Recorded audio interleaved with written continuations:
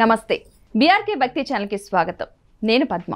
ఈ రోజు మనతో పాటు స్టూడియోలో ఉన్నారు ప్రముఖ ఆధ్యాత్మికవేత్త డాక్టర్ అనంతలక్ష్మి గారు. నమస్తే అమ్మ. నమస్తే తల్లి. ఒక చిన్న సందేహం అనే కాదు, చాలా మందిలో ఉన్న క్వశ్చన్ అనుకుంటున్నాను నేనైతే. ఇంట్లో ఎలాంటి మొక్కలు కావచ్చు, చెట్లు కావచ్చు పెంచవచ్చు, ఎలాంటివి పెంచకూడదు? మినిమం ఉన్న దాంట్లో ఇప్పుడు అందరూ కూడా అది అపార్ట్మెంట్లో ఉన్నా సరే కొన్ని మొక్కలు పెంచడానికి ఇష్టపడుతూ ఉంటారు, కానీ కొన్నిటిని పెంచకూడదు అంటారు. పెంచకూడనివి ఎందుకు పెంచకూడదు, పెంచవలసిన వాటిని ఎందుకు పెంచాలి, కారణం ఏంటి? మీరు ఒక పదం వాడారు, అపార్ట్మెంట్లని. అపార్ట్మెంట్ కల్చర్ వచ్చాక మొక్కలు పెట్టుకునేందుకు చోటు ఉంది అంటే ఏం చెప్పాలమ్మా? చోటు ఉందా? గట్టిగా అడిగితే కనీసం తులసి మొక్క పెట్టుకోవడానికి కూడా చోటు లేదనేటటువంటివి ఉన్నాయి. కొంచెం చోటు కనుక ఉన్నట్టయితే అసలు చోటు లేకపోవడం ఉండదు. తులసి మొక్క ఎక్కడొక్కడ పెట్టుకోవచ్చు. ఇంట్లో సూర్యకాంతి పడే ప్రదేశం ఏదో ఒకటి ఉండదా? ఎక్కడొక్కడ ఇంతన్నా ఉండదా? ఎందుకు పెట్టలేరు? పెట్టాలని థాట్ ఉంటే తప్పనిసరిగా ప్రతి ఇంటిలోనూ ఉండి తీరవలసినటువంటి మొక్క తులసి మొక్కమ్మ. వృక్షాలు పెంచుకునేటటువంటి అవకాశమే లేదు కదా, కానీ మొక్కలు మాత్రం పెంచుకోవచ్చు. కాస్త పెరడుండి మొక్కలు పెంచుకుందాం అనుకునేటటువంటి వాళ్ళు, ఎందుకంటే చూసేవాళ్ళు అందరూ అపార్ట్మెంట్ కల్చర్ వాళ్ళే కాదు కదా. ఇంటి చుట్టూతా కొంచెం పెరడు ఉన్నవాళ్ళు, లేదా ఇంటి పైన ఉన్నా కాస్త చుట్టూ ఖాళీలు 4 పక్కల బాల్కనీలు పెట్టుకుని ఉన్నవాళ్ళు కూడా ఉండొచ్చు కదా. అట్లా ఉన్న దాంట్లో థంబ్ రూల్ ఏమిటంటే పాలు కారే చెట్లు, ముళ్ళ చెట్లు ఇంట్లో పెంచుకోకూడదు. అది సింపుల్ రూల్, పెద్దలు చెప్పింది. పాలు కారే చెట్లు అంటే ఉదాహరణకి జిల్లేడు, గన్నేరు, వాటిని తుంచగానే పాలు కారుతాయి కదా, అవి ఇంట్లో పెట్టుకోకూడదు. ఎందుకంటే వాటి నుంచి వచ్చేటటువంటి పాలు ఏదైతే తెల్లగా ఉంది కనుక పాలు అంట, లేటెక్స్ అనేదో అంటారు ఇంగ్లీష్లో, అటువంటివి ఆరోగ్యానికి మంచివి కాదు. అంటుకున్నాయంటే ఇప్పుడు ఆ గన్నేరు తాలూకు పాలు అంటుకుందంటే జిడ్డులాగా ఒక మచ్చలాగా ఉంటుంది, చాలా కష్టపడి దురుచుకోవాలి గన్నేరు నుంచి పాలు పడినట్టయితే. ఇంకా జిల్లేడు అంటారా, దానివల్ల వచ్చే ఆయుర్వేదంలో చాలా గొప్పది, ఎన్నో రకాల వైద్యాలకు పనికొచ్చేటటువంటి ఆ జిల్లేడు, దాని పాలు మాత్రం వెంటనే నేరుగా పడితే మంచిది కాదు. ఒకప్పుడు ఏదో కళ్ళు పోతాయని కూడా చెప్తూ ఉండేవారు, ఎంతవరకు నిజమో తెలియదు కానీ మొత్తానికి అటువంటివి ఇంటి దగ్గర ఉండకూడదు. ఏమీ లేదు, కళ్ళు పోవడం మాట అది అట్లా ఉంచండి. ఆ దగ్గరికి వెళ్ళి ఇలా తగిలితే చేతికి కొంచెం దానిపైన ఉన్న బూడిద లాంటిది అంటుకుంటే దాంతో ఇట్లా కన్నిలా అనుకున్నామంటే కళ్ళు మండి రోజల్లా బాధ పెడుతుంది కదా. అంచేత అవి ఉండకూడదు. ముళ్ళ మొక్కలు ఉండకూడదు. అందుకని నిమ్మ లాంటివన్నీ కూడా పూర్వం పెరట్లో ఎక్కడ పెంచేవాళ్ళు? ప్రహరీ కూడా దాటి అవతల ఉన్న చోట పెంచేవారు, కానీ ప్రహరీ లోపల పెంచేవాళ్ళు కాదు. అలాగే చోటు పెద్దదిగా ఉండి మొక్కలు వేసుకుంటే మర్రి, రావి లాంటి మొక్కలు వెయ్యరు. ఎందుకంటే పైకి ఎంత పెరిగాయో అంతకన్నా ఎక్కువగా లోపలికి వెళ్ళి గోడల పునాదుల్ని, మనకిక్కడ గనక అయినట్టయితే కింద ఉన్నటువంటి సంపు ఏదైతే ఉందో నీళ్లు స్టోర్ చేసుకునే నేల లోపల ఉన్నటువంటి ట్యాంక్స్ ఉంటాయే, వాటన్నిటినీ కూడా వేళ్ళు వెళ్ళి చీల్చిపడేస్తాయి, పగుళ్ళు వస్తాయి. అంచేత అలాంటి పెద్ద పెద్ద వృక్షాలు ఏవైతే ఉన్నాయో వేళ్ళు లోపలికి వెళ్ళిపోయి నేలలో చొచ్చుకుపోయేవి, అటువంటివి నగరాలలో వేయకపోవడం మంచిది. అండర్లైన్ చేసుకోండి నగరాలు అని. ఎందుకంటే పల్లెల్లో బోళ్ళు ప్రదేశాలు ఉంటాయి, ఇక్కడేమో పక్కన ఇళ్ళు ఉంటాయి. ఎందుకు వచ్చింది? వేయకపోవడం మంచిది. కానీ ఇవి మాత్రం మామూలుగా పెరట్లో పెట్టుకునే మొక్కలు కూడా, ముళ్ళ మొక్కలు, పాలు కారేటటువంటి మొక్కలు పెట్టుకోకూడదు. తప్పనిసరిగా ఉండాల్సినవి ఏమిటయ్యా అంటే తులసి తప్పకుండా ఉండాలి. ఎందుకు ఉండాలి? దేవత కనుక కాదు, అది ఎక్కడుంటే అక్కడ ప్రాణవాయువు ఎక్కువ ఉంటుంది. సాధారణంగా చెట్లు ప్రాణవాయువు తీసుకుని బొగ్గుపులుసు వాయువు బయటకు వదులుతాయి. తులసి మొక్క మాత్రం ప్రాణవాయువు తీసుకుని ప్రాణవాయువుని మాత్రమే వదులుతుంది, ఆవులాగా. ఆవు కూడా అంతే కదా, ఆవు పీల్చేటప్పుడు ప్రాణవాయువు పీల్చుకుంటుంది, వదిలేప్పుడు కూడా ప్రాణవాయువే వదులుతుంది. తులసి మొక్క కూడా అంతే, ప్రాణవాయువునే వదిలిపెడుతూ ఉంటుంది. కనుక తులసి బాగా కనుకున్నట్టయితే చుట్టుపక్కల ఆరోగ్యంగా ఉంటారు. ప్రాణవాయువు బాగా వచ్చింది కనుక ఆక్సిజన్ బాగా ఉంటుంది, కనుక ఆరోగ్యం బాగుంటుంది. కనుక ఒంట్లో బాగుండని వాళ్ళని తులసి చెడు దగ్గర కూర్చొని ఏవో జపాలు చేయమని చెప్తారు. ఎందుకు అంటే ఆక్సిజన్ కంటెంట్ బాగా ఉంటుంది అనేటటువంటి ఉద్దేశంతో.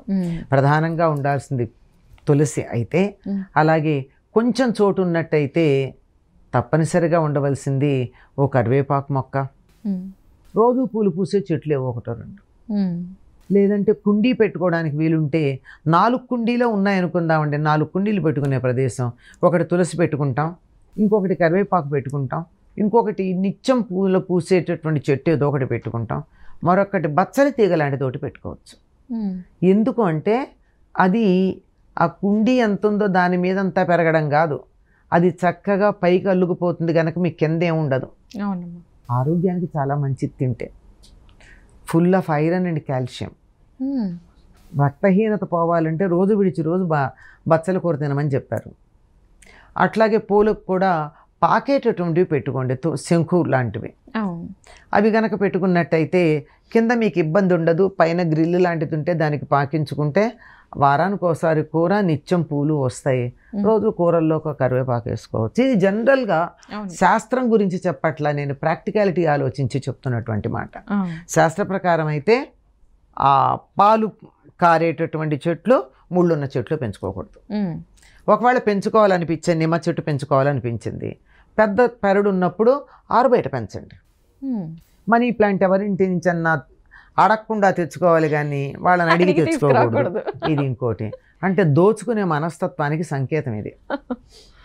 నాది కాంది ప్రతిదీ కొట్టుకొచ్చేయడం అనే మనస్తత్వం ఉన్నవాళ్ళు మనీ ప్లాంటే కాదు, ఏ ప్లాంట్ అయినా మనీ అయినా కానీ తీసుకెళ్ళిపోతారు. ఇదొక నమ్మకం.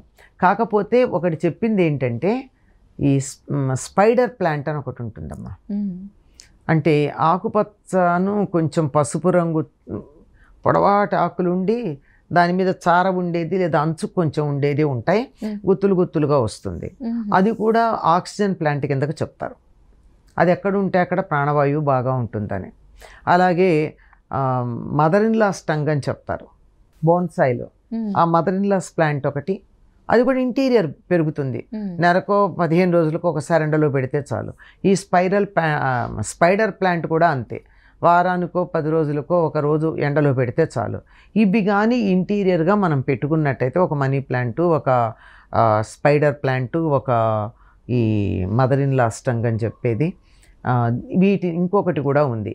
వీటిని గనక మనం ఇంట్లో పెట్టుకుంటే కావలసినంత ఆక్సిజన్ ఉంటుంది అని చెప్తారు.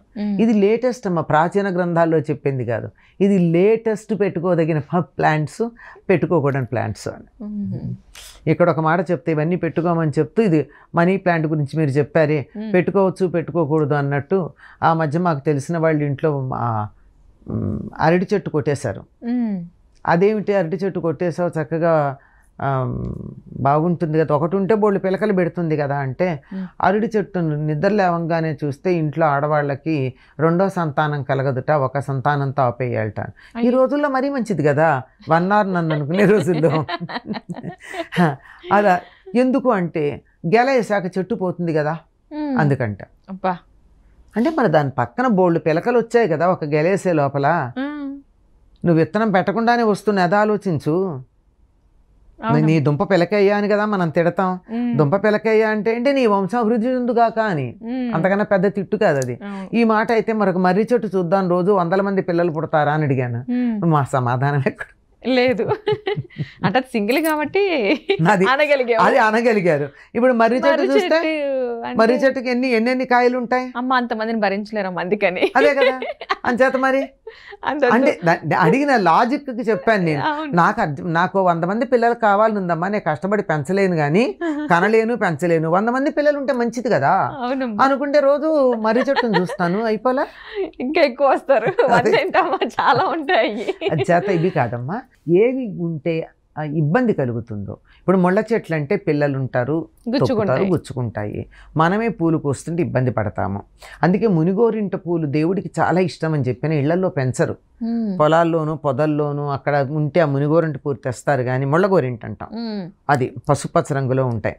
ఇవి ఇళ్లలో పెంచండి, ముళ్ళు కారణం, వాటికి ముళ్ళు గుచ్చుకుంటాయని చెప్పి, అదే కారణం. పాలు ఉంటే కూడా మంచిది కాదు అని అవి చెప్పారే తప్ప పెద్ద ఏం లేదమ్మా.